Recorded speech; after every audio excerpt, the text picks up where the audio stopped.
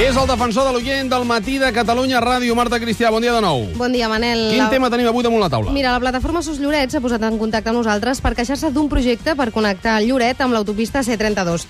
Creuen que el traçat de la carretera no respecta els boscos i algunes zones d'interès de Lloret.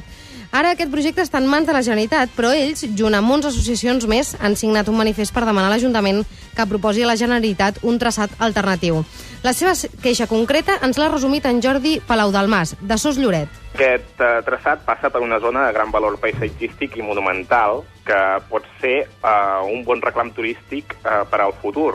S'afa una sèrie de boscos que tenen gran valor i un conjunt monumental, modernista, molt important i únic a tot Catalunya. I nosaltres, veient aquest traçat i els resultats de l'enquesta per a la realització del nou Pla General, es va fer una enquesta de participació ciutadana que va elaborar el propi Ajuntament i on tan sols un 10,5% dels encastats deien que estaven a favor del traçat proposat per la Generalitat en el seu dia i és el que va acabar recollit en el nou Pla General. Nosaltres creiem que Lloret ha de trobar una alternativa més respectuosa amb el medi ambient i amb els nostres valors i anar a la Generalitat amb una proposta alternativa.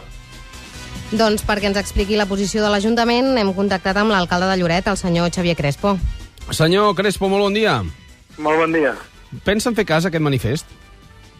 No pensem fer cas, és que ja n'hem fet cas. O sigui, en l'aprovació del nou pont de Lloret, aquesta voluntat que nosaltres la vam percebre i que és la mateixa que té el propi Ajuntament en aquest moment... O sigui, que entén perfectament a Sos Lloret, eh? Què? Dic que entenen perfectament a Sos Lloret. Entenem perfectament el tarannà dels lloretencs i lloretenques en el sentit de que no volien una autopista que travessés per aquest lloc que estava dissenyada. I en aquest sentit, el nou pont de Lloret, que es va aprovar ja fa uns anys, defineix perfectament la voluntat del municipi de Lloret i recull que es té que preservar el conjunt monumental de Sant Pere del Bosc, que ja no pot ser una autopista, sinó que si ha de ser, és una carretera segregada, adaptada al territori, que es prenguin les màximes mesures possibles per preservar també el paisatge. I, o sigui, estem en aquell moment ja es va fer així. Això queda recollit en el pont de Lloret de Mar, diguem-li, la voluntat des de l'Ajuntament. Així, senyor Crespo, és una carretera segregada, no una part de l'autopista, però el traçat s'ha canviat molt. Per on passarà ara, en lloc de per on diu Sos Lloret? El traçat jo no li puc contestar, perquè el pont de Lloret explica les voluntats des de Lloret. Recordo que està aprovat per la Generalitat, el qual què vol dir? Que hem tingut una relació estreta els darrers anys i ells, la Generalitat de Catalunya, està redactant, perquè és competència de la Generalitat i no de l'Ajuntament, aquesta nova carretera. Per tant, el dia que la tinguin redactada, ens l'ensenyin a l'Ajuntament, doncs tothom podrà veure si s'han pres aquelles mesures que en el propi pont es marquen. Ningú els hi ha comentat res encara, eh? No, com és normal, l'alcalde de Lloret, en aquest cas jo, i els regidors d'Urbanisme, sí que ens hem reunit diversos cops amb la Direcció General de Política Territorial per veure com va aquest traçat, etc. De moment s'està respectant, doncs? La realitat és que nosaltres, en planos i en detall, no ho coneixem. I esperem, sabem que està pràcticament redactat, esperem en una propera trobada doncs que ja ens ho puguin mostrar. L'espera nostra és que sigui així, respectuós, que s'hagi recollit tot allò que en aquell moment en el POM, que es pot visitar des de la pàgina web, recull com a voluntats.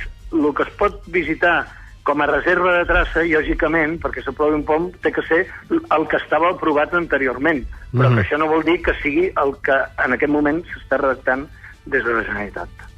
Bé, així doncs, un punt de confusió, com a mínim silenci, veurem finalment quin és aquest traçat, que encara esperen també a l'Ajuntament de Lloret. Alguna consideració més, Marta? Vaja, pel que entenc és això, que tot i les consideracions de l'Ajuntament per respectar les zones de boscos i la part modernista, el traçat sí que no havia variat de la proposta a la Generalitat. No, una cosa és que el traçat s'implantarà pràcticament per on anava el vial de l'autopista. El que sí, que es tenen que prendre... El fet de no ser autopista i ser carretera, doncs els radis de curvatura ja poden ser uns altres. La velocitat dels vehicles és una altra. En lloc d'hi haver 2 carrils per banda, passa a ser un carril per banda. s'adaptaran amb túnels, es faran petits canvis perquè no afecti el paisatge. Això és la voluntat que recolleix el POM i que nosaltres estem, diguem-li, parlant i consensuant amb la Generalitat, però que no hem vist el projecte executiu que estan redactant, i esperem que sigui així.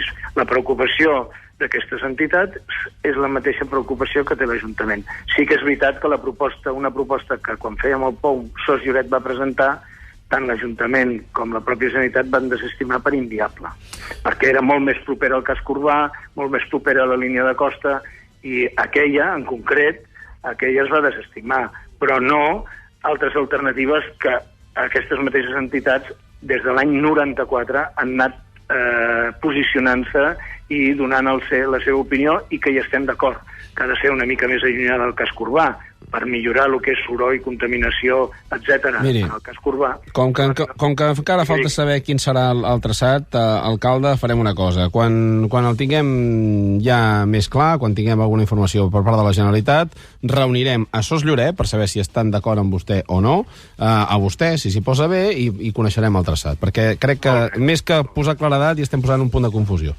Molt bé, moltes gràcies. Que vagi bé, alcalde. Gràcies, Marta. Fins demà. Fins demà.